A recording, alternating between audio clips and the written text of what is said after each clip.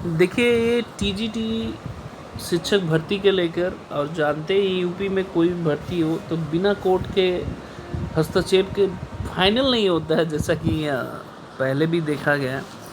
ये 2021 को लेकर अभी भी विवादित है। आप जानते हैं बहुत सारे समस्याओं से जूझ रहे हैं 2021 वाले जो टीजीटी पीजीटी हैं।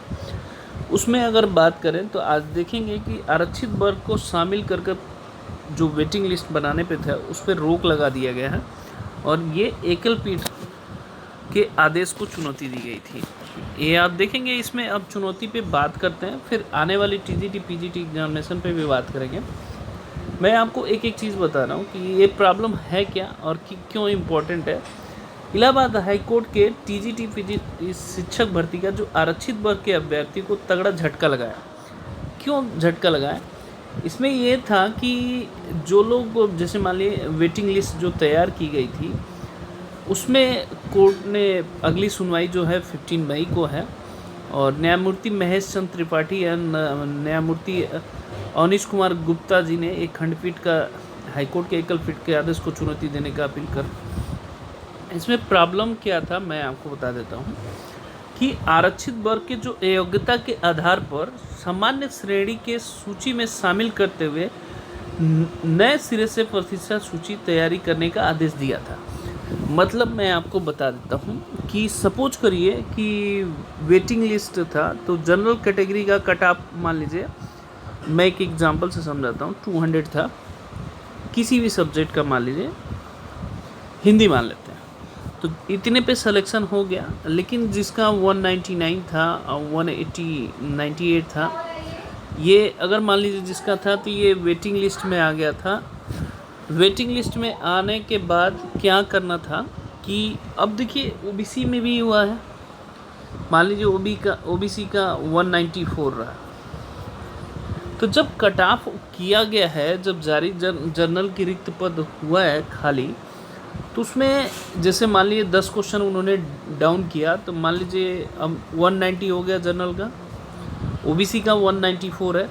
तो ये था कि जो रिजर्व, मतलब जो अगर आरक्षण के हैं तो वो भी इसमें इंक्लूड किया जाए, ताकि जनरल कैटेगरी के जो सीट थे वो फुलफिल किया जाए, अगर योग्यता के आधार पे वो रखते हैं तो।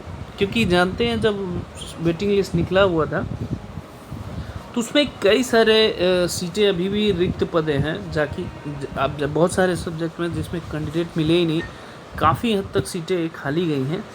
इसको देखते हुए मतलब हुआ था, लेकिन बाद में इसको जो एकल पीठ ने उसको चुनौती को रद्द कर दिया है। ये कुल मिला के मुद्दा था। अब ये कह रहा है कि नए सिरे से अगर आप बनाइए, उन लोगों को इंक्लूड करने की बात नहीं की गई है। तो ये एक टीजीटी शिक्षक भर्ती के लिए 2021 का, जैसा कि आप जानते हैं 12,000 पदों का चयन हुआ था, 12,603 पद थे, काफ़ी हद तक रिक्त था। इसको चुनौती देकर इसको एक तरह से, देखिए दोनों पक्ष के सुना जाएगा, मेरा उसमें कोई ओपिनियन नहीं है, सही भी हो सकता है गलत भी हो सकता है, ये आप लोग डिसाइड करते हैं। बट कोर्ट ने इसको, एकल पीठ ने एक तरह से रद्द कर दिया है, शामिल नहीं किया जाएगा जो लोग रिजर्व कैटेगरी से, मतलब किसी भी कैटेगरी से अगर बिलोंग करते हैं। अब मैं आपको यूपी टीजीटी पीजीटी के एग्जामिनेशन से रिलेटेड कुछ इन्फॉर्मेशन देना चाहता हूँ। इसका लगभग 13.5 लाख कैंडिडेट हैं जो फॉर्म फिल किए हैं।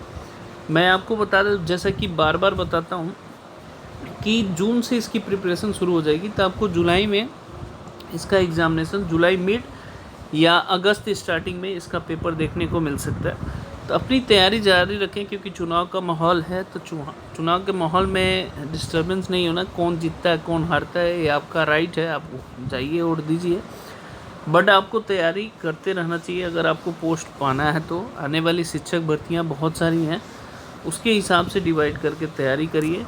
मेरी यही शुभकामनाएं। किसी की इधर उधर की बातें छोड़िए, अपना लोकमत है, लोकतंत्र है, अपना अपना वोट होता है, किसी को भी दीजिए, लेकिन अपने पढ़ाई पे फोकस ज़रूर करिए। ओके, जय हिंद, जय माता।